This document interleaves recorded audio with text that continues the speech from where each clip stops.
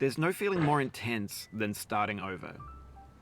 If you deleted your homework the day before it was due, as I have, or if you left your wallet at home and you have to go back after spending an hour in the commute. If you won some money at the casino and then put all your winnings on red but it came up black. If you got your best shirt dry cleaned before a wedding and then immediately dropped food on it. If you won an argument with a friend and then later discovered that they just returned to their original view. Starting over is harder than starting up. If you're not ready for that, like if you've already had a bad day, then what you're about to go through might be too much. Feel free to go away and come back. I'll be here.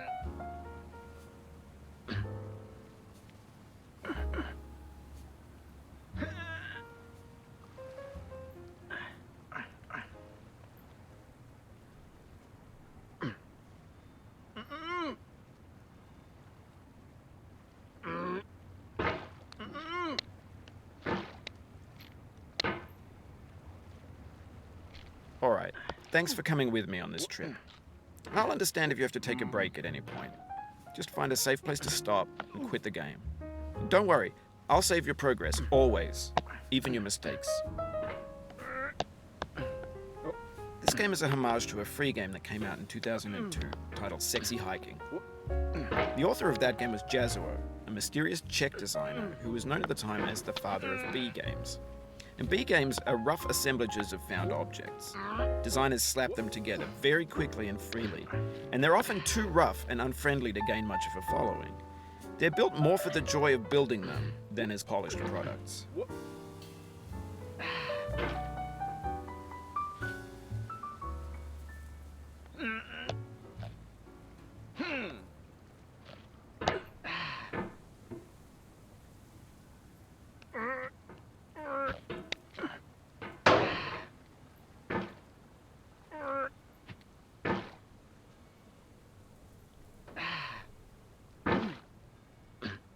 In a certain way, Sexy Hiking is the perfect embodiment of a B game.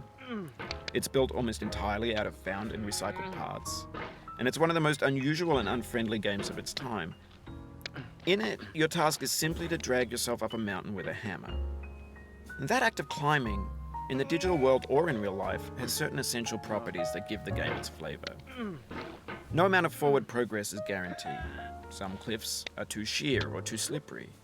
And the player is constantly, unremittingly in danger of falling and losing everything. Anyway, when you start Sexy Hiking, you're standing next to this dead tree that blocks the way to the entire rest of the game. It might take you an hour to get over that tree, and a lot of people never got past it. You prod and you poke at it, exploring the limits of your reach and your strength, trying to find a way up and over. And there's a sense of truth in that lack of compromise. Most obstacles in video game worlds are fake. You can be completely confident in your ability to get through them once you have the correct method or the correct equipment or just by spending enough time. In that sense, every pixelated obstacle in Sexy Hiking is real.